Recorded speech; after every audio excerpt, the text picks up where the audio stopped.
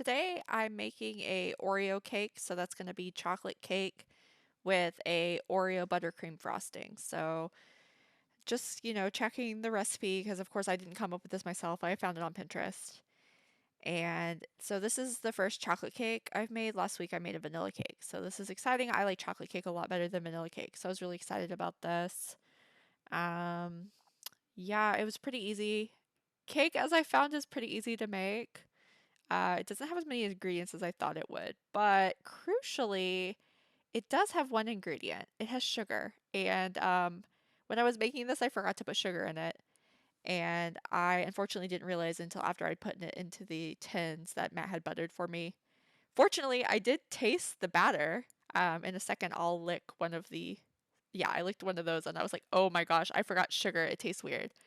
So I wanted to salvage it and I decided to just go ahead and add the sugar and just hope that it would work if I did it out of order. And it was funny because it looked so much more glossy when I actually put the sugar in there. I was surprised that just adding sugar made the batter so much like more liquidy and so much more silky, so or shiny. It's very interesting. I'm kind of wondering why that happens. But yeah, I was a little flustered at this point. I made a total mess with the beaters and yeah, I had to clean up. Um I was really worried because I screwed it up that it would be hard to take them out of the tins, and it was a little hard. The texture was pretty crumbly. You can see there's a lot of crumbles there. Yeah, it was a little crumbly. I think that has to do with the sugar. So yeah, we're making the buttercream frosting now with the Oreos. Had to get 18 Oreos, just the cookie part, and then pulse them in the food processor, which yeah, it shook a lot. I had to hold it down. And then I decided I need to put it on high, and that was what actually turned it into a fine dust, which was nice. So I am making a buttercream frosting here. It's just normal vanilla buttercream, and then just wanted to add the Oreo cookies to it, hoping that that would work. It didn't really, spoiler alert, it didn't really work. So just making the buttercream right now.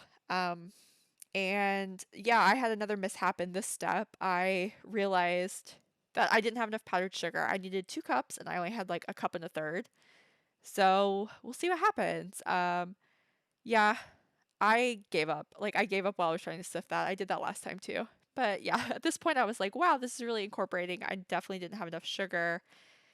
And I was just really hoping that it was going to work out. So just praying for the best at this point. Okay, so have to whip up the frosting for a while until it gets nice and whipped up and then add in the Oreo cookie dust. So lots of beating. I'm glad I have a hand mixer. And look at that. It turns into a nice color. I was very excited to see that color. It was exactly what I was expecting. And yes, the frosting tasted good even though it didn't have enough sugar in it.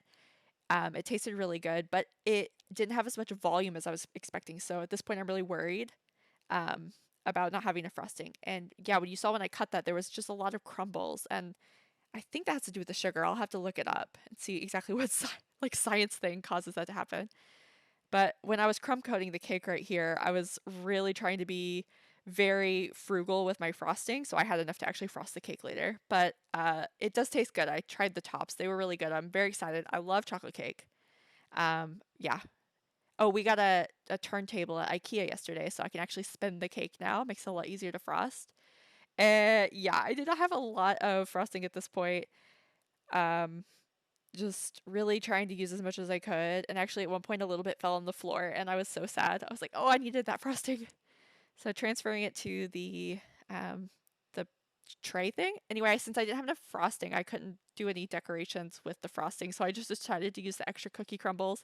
And this was an absolute mess. So I was like, "Hey Matt, go get the vacuum, but like clean it off with vinegar or something, because I'm gonna need you to vacuum this cake." And there he is, vacuuming the cake. Gotta get those cookie crumbles up, and it looks pretty good though. Happy with how it turned out. So here's the final cake. It looks good. It tasted good. We ate it later after I had time to set some more.